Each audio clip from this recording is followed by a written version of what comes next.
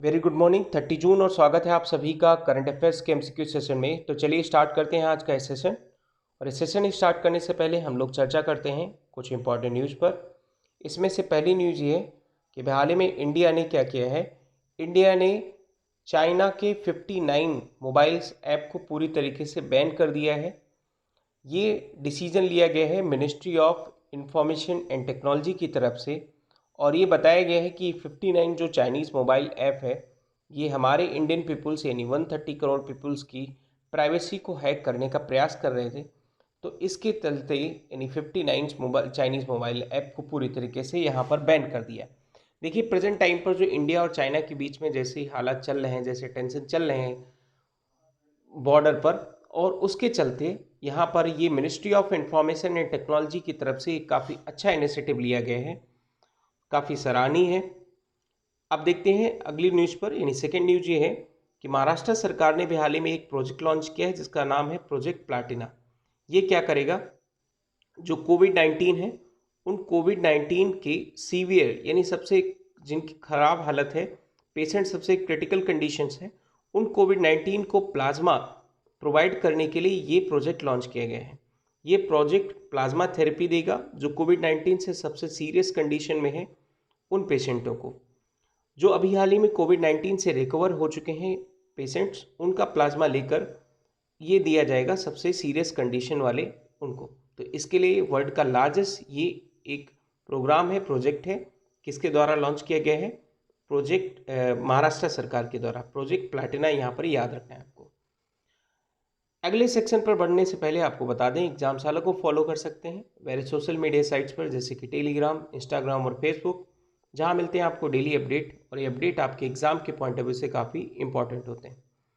तो बढ़ते हैं हम लोग अगले सेक्शन की तरफ यानी एमसीक्यू वाले पार्ट पर। इस एमसीक्यू में आपसे पूछा है, पहला एमसीक्यू है कि the international day of tropics ये ऑब्जर्व किया जाता है, सेलिब्रेट किया जाता है कब। तो सबसे पहले हम लोग जान लेते हैं यहाँ पर ट्रॉपिक्स क्या होता है। तो देखिए जो हमारी अर्थ है, तो अर्थ का जो मिड पार्ट है इसको हम लोग इक्वेटर कहते हैं। इक्वेटर के यानी 23.5 और 23.5 साउथ, इसे ऊपर वाले को हम ट्रॉपिक ऑफ कैंसर और नीचे वाले को ट्रॉपिक ऑफ कैप्रिकॉन कहते हैं। तो ये जो पूरा एरिया है यानी कैंसर और कैप्रिकॉन के बीच में एरिया लगता है, इसको हम लोग ट्रॉपिक्स जोन कहते हैं। तो ट्रॉपिक जोन के बीच में यानी हर साल ये डे एब्जॉर्ब किया जाता है 29 जून को। इसका रेजोल्यूशन पास किया गया था यूनाइटेड नेशन जनरल असेंबली की तरफ से 2016 में।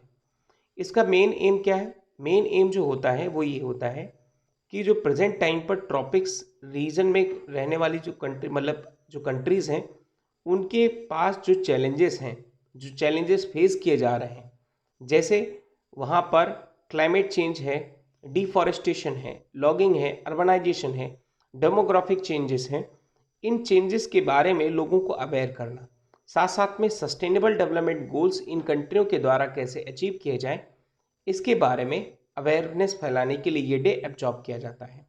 तो एरिया मैंने आपको बता दिया, ये एरिया लगता है ट्रॉपिक ऑफ कैंसर से कैप्रिकॉन के बीच में, उसको हम लोग ट्रॉपिक्स कहते हैं।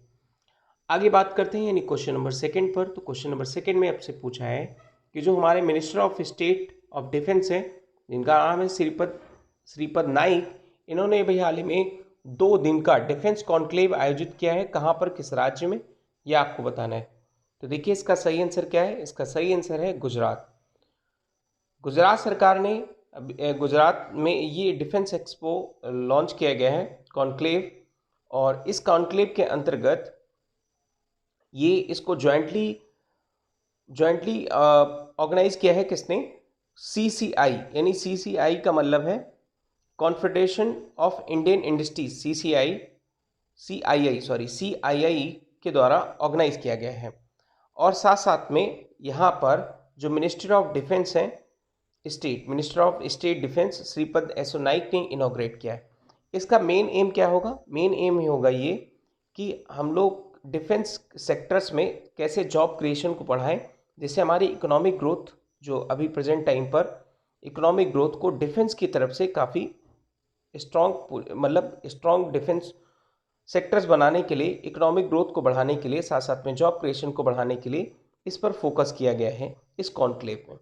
इसके अंतर्गत मेक इन इंडिया इनिशिएटिव को काफ़ी ज़्यादा ध्यान में रखा जाएगा, क्योंकि मेक इन इंडिया इनिशिएटिव को ध्यान में रखते हुए डिफेंस प्रोडक्शंस को हम मैन्युफैक्चरिंग को किस तरीके से आगे बढ़ाएं। प्रेजेंट टाइम पर ये अगर आप पूछें कॉन्क्लेव गुजरात में ही क्यों लॉन्च हुआ है, तो गुजरात में इसलिए लॉन्च हुआ है कि गुजरात में 8000 MSME हैं जो प्रेजेंट टाइम पर ऑर्डिनेंस फैक्ट्रीज़ की जो स्मॉल मैन्युफैक्चरिंग प्रोडक्ट हैं इसको सप्लाई करती हैं। तो इसलिए ये कॉन्क्लेव आयोजित किया गया है कहाँ पर, गुजरात में। आगे बात करते हैं यानी क्वेश्चन नंबर 3 पर। तो क्वेश्चन नंबर 3 में आपसे पूछा है कि अभी हाल ही में प्रेसिडेंट ने एक ऑर्डिनेंस पास किया है। ये ऑर्डिनेंस पास किया है बैंकिंग रेगुलेशंस के लिए। तो किस एक्ट में ये अमेंडमेंट करेगा, तो ये अमेंडमेंट करेगा, आपको बता दें, बैंकिंग रेगुलेशन एक्ट 1949 में। अब हम लोग इसके बारे में थोड़ा सा डिटेल से चर्चा करते हैं कि देखिए बैंकिंग रेगुलेशन एक्ट के बारे में हम लोग सबसे पहले डिस्कस करें तो इस एक्ट को पास किया गया था 1 जनवरी 1949 को। ये एक्ट क्या करता है, नहीं बैंकिंग रेगुलेशन एक्ट क्या करता है, ये आरबीआई को पावर देता है कि वो बैंकों का रेगुलेशन किस तरीके से करें। बैंकों का रेगुलेशन का मतलब यहाँ पर ये है कि बैंकों को किस तरीके से सुपरवाइज किया जाए। सुपरवाइज का मतलब है कि बैंकों को किस तरीके से स्ट्रेंथ किया जाए ताकि बैंकों पर जो डिपॉजिटर का भरोसा है वो हमेशा बना रहे। तो इस बार जो ऑर्डिनेंस पास किया गया है, ये ऑर्डिनेंस पास किया गया है प्रेसिडेंट की तरफ से और ये अमेंड करेगा सेक्शन 45 और 56 में, और ये एप्लीकेबल होगा कोऑपरेटिव बैंक्स पर। तो कोऑपरेटिव बैंक्स में क्यों एप्लीकेबल होगा, देखिए कोऑपरेटिव बैंक्स में भी हाल ही में पिछले कुछ सालों में देखा गया कि कोऑपरेटिव बैंक्स में डिपॉजिटर का खूब सारा पैसा लॉस हुआ। आप एग्जांपल समझ सकते हैं पीएमसी बैंक से, यानी पंजाब महाराष्ट्र कोऑपरेटिव बैंक्स में अभी पिछले साल की बात है जब पीएमसी बैंक में बहुत सारे डिपॉजिटर का पैसा तो फंसा हुआ था और पीएमसी बैंक दिवालिया हो गई, जिसके बाद बैंक डिपॉजिटर्स को काफ़ी ज़्यादा नुकसान झेलना पड़ा। तो डिपॉजिटर्स को जो डिपॉजिटर का इंटरेस्ट है उसको ध्यान में रखते हुए ये अमेंडमेंट किया गया है और ये डिपॉजिटर्स के जो इंटरेस्ट है उसको स्ट्रेंथन करेगा। ठीक है, आगे बात करते हैं नहीं क्वेश्चन नंबर 4 पर। तो क्वेश्चन नंबर 4 में आपसे पूछा है कि कपू नेस्तम स्कीम ये लॉन्च की गई है किसके द्वारा, और इसमें 75,000 रुपीज़ वुमेन्स को दिए जाएंगे, वुमेन कम्युनिटी को दिए जाएंगे। तो इसका सही आंसर क्या है, YS जगनमोहन रेड्डी के द्वारा। ये आंध्र प्रदेश के सीएम हैं, उन्होंने ये स्कीम लॉन्च की है। इस स्कीम के बारे में हम लोग अगर डिटेल से समझें तो इसमें क्या होगा, यानी जो केपू कम्युनिटी से वुमेन्स आती हैं, यानी वो कम्युनिटी जो पूरी तरीके से एग्रीकल्चरल कम्युनिटी पर बेस्ड है, एग्रीरियन कम्युनिटी है, और उनकी लिवलीहुड के लिए, लिविंग स्टैंडर्ड को बढ़ाने के लिए ये फाइनेंशियल असिस्टेंस दी जाएगी। इसके अंतर्गत 75,000 रुपये 5 सालों में दिए जाएंगे, यानी 15,000 रुपये पर एनम दिए जाएंगे फॉर केपू कम्युनिटी वुमेन्स के लिए। तो यहाँ पर याद रखना है कौन से स्टेट गवर्नमेंट के द्वारा ये लॉन्च किया गया है। आगे बात करते हैं क्वेश्चन नंबर 5 पर। तो क्वेश्चन नंबर 5 में पूछा है कि हाल ही में कौन से बैंक ने डिजिटल वॉलेट सोल्यूशन लॉन्च किया है जिसका नाम है युवा पे, और युवा पे क्या करेगा, कॉन्टेक्टलेस पेमेंट को बढ़ावा देने के लिए काम करेगा। तो देखिए इसका सही आंसर क्या है, इसका सही आंसर है यस बैंक ने ये युवा पे डिजिटल वॉलेट सोल्यूशन लॉन्च किया है। इसको डिटेल से हम लोग समझते हैं। देखिए वॉलेट क्या होता है, यानी जिसमें आप बैंक के द्वारा पैसे को ऐड करते हैं और उसके बाद किसी थर्ड पार्टी को पेमेंट करते हैं। तो युवा पे एक वॉलेट है, डिजिटल वॉलेट है, और इसको UDMA टेक्नोलॉजी प्राइवेट लिमिटेड के पार्टनरशिप के साथ यस बैंक ने लॉन्च किया है।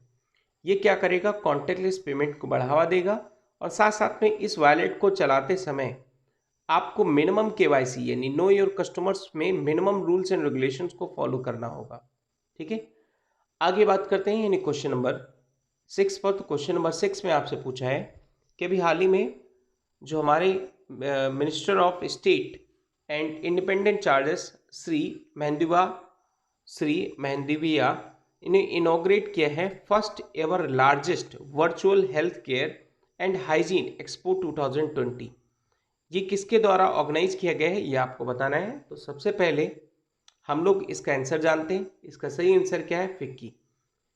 अब हम लोग इसको डिटेल से समझते हैं क्या है, इसके बारे में हम लोग समझें अगर, तो देखिए डिजिटल ई गवर्नेंस को बढ़ावा देने के लिए minister of state for shipping and independent charges and chemical fertilisers minister जो हैं श्रीपद मनसुख मांडविया, इन्होंने लॉन्च किया है एक वेबिनार। ये 5 दिन का एक लॉन्ग वर्चुअल एग्जीबिशन होगा।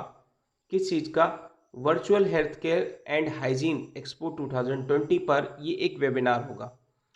और ये ऑर्गेनाइज किया जाएगा किसके द्वारा? फिक्की के द्वारा। फिक्की मतलब federation of Indian chambers of commerce and industries के द्वारा। इसको सपोर्ट करेगा कौन? आयुष मिनिस्ट्री।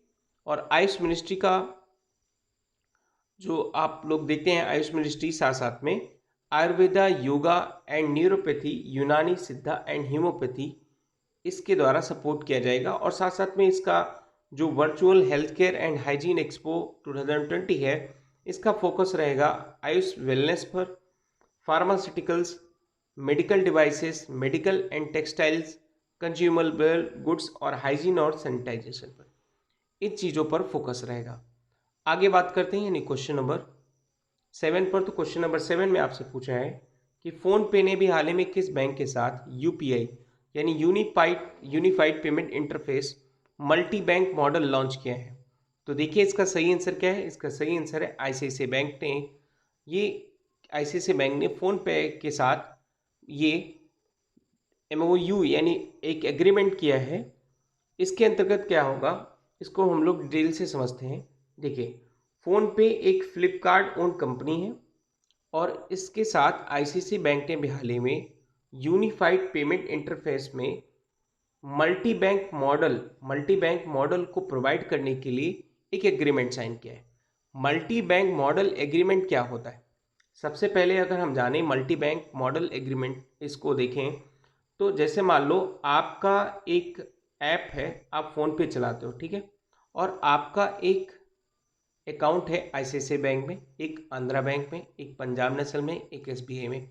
तो बहुत सारे उसमें अकाउंट है, लेकिन आपके पास एक यूपीआई ऐप है। तो यूपीआई ऐप क्या करेगा? मल्टीपल्स यूपीआई आईडी, एक आईसीआईसीआई बैंक से, एक आंध्रा बैंक से, एक पीएनबी से, एक एसबीआई से, आपको मल्टीपल्स यूपीआई आईडी प्रोवाइड करने का काम करेगा। तो इसलिए ये मल्टीपल यूपीआई आईडीज़ को इंश्योर करने के लिए ये एक एग्रीमेंट किया गया है। अभी हाल ही में फ़ोनपे ने यही एग्रीमेंट किया था किसके साथ? यस बैंक के साथ। दोबारा यहाँ पर किया जा रहा है आईसीआईसीआई बैंक के साथ। तो इसका अभी जो मल्टीपल बैंक मॉडल है, इसका एक वर्जन ऐप अपलोड होगा किस पर? गूगल प्ले स्टोर पर जल्दी आ जाएगा। आगे बात करते हैं यानी क्वेश्चन नंबर 8 पर। तो क्वेश्चन नंबर 8 में आपसे पूछा है कि अभी हाल ही में किस इंस्टीट्यूट ने स्वावलंबन क्राइसिस रिस्पॉन्सिव फंड ये सेटअप किया है? किस चीज़ को फैसिलिटेट करने के लिए? Facilitate free onboarding of MSME यानी micro small and medium enterprises on TReDS platform. तो सबसे पहले हम लोग इसका आंसर जानते हैं। इसका सही आंसर क्या है? इसका सही आंसर है सिडबी यानी small industries and development bank of India ने एक स्वावलंबन क्राइसिस रिस्पॉन्सिव फंड सेटअप किया है। ये क्या करेगा? फैसिलिटेट करेगा फ्री बोर्डिंग्स के लिए किस चीज़ को? एमएसएमई को ऑन ट्रेड प्लेटफॉर्म पर। सबसे पहले हम लोग इस ट्रेड प्लेटफॉर्म के बारे में जानते हैं। देखिए, ट्रेड प्लेटफॉर्म एक इलेक्ट्रॉनिक प्लेटफॉर्म है जिसके अंतर्गत एमएसएमईज क्या कर सकते हैं? एक ड्रॉन अगेंस्ट कर सकते हैं। किसके अगेंस्ट में? बायर्स के अगेंस्ट में। थोड़ा एक एग्जाम्पल के साथ हम लोग समझते हैं। मान लो कोई एमएसएमई है जिसका नाम ए है और दूसरा एमएसएमई है जिसका नाम बी है। अब ये दोनों क्या करते हैं? दोनों अपने आप को रजिस्टर करते हैं कहाँ पर? ट्रेड्स पर, यानी दोनों रजिस्टर्ड प्लेटफॉर्म है। तो अब क्या होगा, यानी ए ने कोई माल बेचा है मान लो बी को, तो बी हो गया बायर। अब बायर के अगेंस्ट में मान लो बायर्स ने पैसे नहीं दिए हैं, तो बायर के अगेंस्ट में ट्रेड्स यहाँ पर एक क्या करेगा? फाइनेंशियल हेल्प देने के लिए किसको? ए को ट्रेड्स प्लेटफॉर्म काम करेगा। इसमें क्या होगा? ये ट्रेड्स प्लेटफॉर्म के अंतर्गत बी से ये पैसे डिलीवर किए जाएंगे किसको तरफ? ए की तरफ। तो अभी हाल ही में इसी के तहत यानी स्वावलंबन क्राइसिस रिस्पॉन्सिव फंड सेटअप किया गया है सिडबी की तरफ से। ये क्या करेगा? एमएसएमई को और ज़्यादा बढ़ावा देने के लिए ट्रेड्स प्लेटफॉर्म पर ये इनकरेज करेगा। तो इसलिए प्रेजेंट टाइम पर ऑन बोर्डिंग 10,000 एमएसएमई इस टाइम पर ऐड है और ज़्यादा इनकी बोर्डिंग के लिए इसका जो फ़ी है 5000 से बढ़ाकर कितना कर दिया है, 10,000 कर दिया है। तो इसके लिए अब इसको और ज़्यादा यूटिलाइज करने के लिए यहाँ पर ये स्वावलंबन क्राइसिस रिस्पॉन्सिव फंड सेटअप किया गया है सिडबी की तरफ से। सिडबी की अगर हम बात करें, सिडबी एक डेवलपमेंट बैंक है और जिसका हेडक्वार्टर है कहाँ पर, लखनऊ में। ये याद रखना है आपको, ठीक है। आगे बात करते हैं यानी क्वेश्चन नंबर 9 पर। 9 में आपसे पूछा है कि अब हाल ही में पंचायत राज डिपार्टमेंट ने फर्स्ट प्राइज जीता है किसके अंतर्गत, ई पंचायत पुरस्कार 2020 के अंतर्गत, और ये अप्लीकेबल होगा तो किस स्टेट गवर्नमेंट ने जीता है। इसका सही आंसर क्या है, तो इसका सही आंसर है हिमाचल प्रदेश। हिमाचल प्रदेश ने क्या किया है, अभी हाल ही में ई पंचायत पुरस्कार 2020 का पुरस्कार जीता है। इसके अंतर्गत हिमाचल प्रदेश में ये क्यों जीता है, ये हिमाचल प्रदेश में लोगों को इंटरनेट फैसिलिटीज़, जो लोग दूर के इलाके वाले, उनको इंटरनेट फैसिलिटीज़, साथ साथ में ऑनलाइन सभी फैमिली रजिस्ट्रेशंस, इस चीज़ के लिए ये एक पंचायत पुरस्कार दिया गया है हिमाचल प्रदेश को। और ये दिया किसकी तरफ से है, यूनियन मिनिस्ट्री ऑफ पंचायती राज की तरफ से ये दिया गया है। आगे बात करते हैं यानी क्वेश्चन नंबर 10 पर। तो क्वेश्चन नंबर 10 में आपसे पूछा है कि हाल ही में आदर्श पुलिस स्टेशन स्कीम किस राज्य के द्वारा शुरू की गई है। तो इसका सही आंसर क्या है, इसका सही आंसर है छत्तीसगढ़ सरकार ने भी हाल ही में आदर्श पुलिस स्टेशन स्कीम शुरू की है। इसके अंतर्गत क्या है, यानी आदर्श पुलिस स्टेशन के अंतर्गत एक ऐसा एनवायरनमेंट बनाना जिसके अंदर जो विक्टिम्स हैं यानी वुमेन्स एंड चिल्ड्रंस हैं, ये फ्रीली बोल सकें पुलिस स्टेशन में जाकर और अपनी प्रॉब्लम्स को शेयर कर सकें विदाउट फियर्स, ठीक है। तो इस स्कीम को याद रखिएगा, छत्तीसगढ़ सरकार के द्वारा लॉन्च किया गया है। आगे बात करते हैं बिहार के बारे में, बिहार स्टैटिस्टिक्स के बारे में। तो कल हम लोगों ने देखा था बिहार का एक थोड़ा सा वहाँ पर सीट्स के बारे में, उसका एरिया डेंसिटी और पॉपुलेशंस के बारे में। आज हम लोग डिस्कस करते हैं उसके लेक्स, यानी तो वहाँ पर कौन से लेक है, कनवार लेक है, मुछालिंदा लेक्स है, और साथ साथ में घोर कटोरा लेक्स है। डैम वहाँ पर कौन है, डैम है कोहिरा डैम से, एंड सनसेट में नागी डैम है। नागी डैम बहुत इंपॉर्टेंट है, इसको नोट डाउन कर लीजिएगा। इसके अलावा फेस्टिवल कौन कौन से आयोजित किए जाते हैं, बिलुआ, छठ पूजा, मधुस्वारनी, राजगीर में डांस फेस्टिवल आयोजित होता है। साथ साथ में फोक डांस पे कौन है, झिंझिनान, जाट जतिन, झुमेरी डांस, सोहर, ठीक है, ये फोक डांस है वहाँ के। नेशनल पार्क सिर्फ एक ही है, कौन सा, Valmiki national park. Thermal power plant में अगर हम देखें तो वहाँ पर है बरूनी थर्मल पावर स्टेशंस, ये बेगूसराय डिस्ट्रिक्ट में है। और साथ साथ में है एयरपोर्ट की अगर हम बात करें तो वहाँ पर एयरपोर्ट है जयप्रकाश नारायण इंटरनेशनल एयरपोर्ट, और ये है कहाँ पर, पटना में, ठीक है। तो आज इस डिस्कशन में इतना ही। Thank you for listening, God bless you all.